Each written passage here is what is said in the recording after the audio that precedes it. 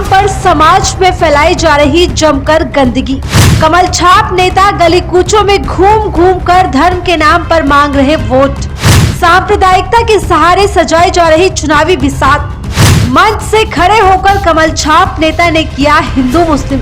हार की बौखलाहट में उगलने लगे दिल खोलकर गंदगी। बाबा बुलडोजर के नाम से अपनी छवि को दुनिया में चमकाने वाले कमल छाप नेता की हकीकत किससे छुपी नहीं है। जब जब कमल छापों की फौज को अपनी नैया डूबती हुई नजर आने लगती है, तब तब सांप्रदायिकता का सहारा लेकर समाज को गंदा करने का काम कमल छापों की तरफ से धड़ल्ले से किया जाने लगता है। कुछ इस अंदाज में। जब यहाँ जोधपुर की सड़कों पर नंगी तलवारें लहरा रही थी और दंगा कर रहे थे, तब मुझे भाइयों बहनों याद आ रहा था। सरकार में खुलकर की जाती है, वो अगर यूपी में की जाती तो दंगइयों को अब तक बाबा का बुलडोजर रौंद चुका होता। दरअसल बाबा बुलडोजर ने राजस्थान विधानसभा चुनाव प्रचार के अंतिम दौर में बुधवार को जोधपुर, बीकानेर, नागौर और चूरू में चुनावी रैलियों को संबोधित किया। इस दौरान कांग्रेस सरकार पर हमला बोलते हुए बाबा ने कहा कि 2 साल पहले सड़कों पर नंगी तलवारें लहरा रही थी और दंगाई दंगा कर रहे थे। जोधपुर में नग्न तांडव पर गहलोत सरकार मौन थी।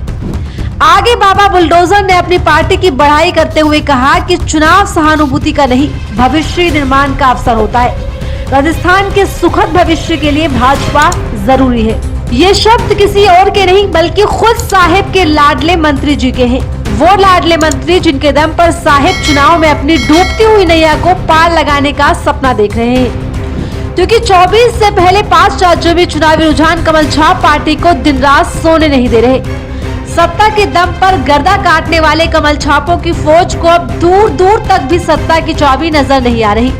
तो इसलिए राजस्थान में सारे पैतरे आजमाने के बाद साहेब ने हिंदू मुस्लिम का राग अलापने के लिए अपने चहेते मंत्री को बुलवाया कि आप आइए और जी खोल कर गंदगी फैलाइए, क्योंकि वैसे ही कमल छाप को गंदगी फैलाने का लाइसेंस मिला हुआ है। दरअसल कांग्रेस सरकार पर तुष्टीकरण का आरोप लगाते हुए बुलडोजर बाबा ने महिलाओं की सुरक्षा और आस्था के सम्मान से लेकर युवाओं के चमकीले भविष्य तक भर भर कर जनता को झूठ परोसा।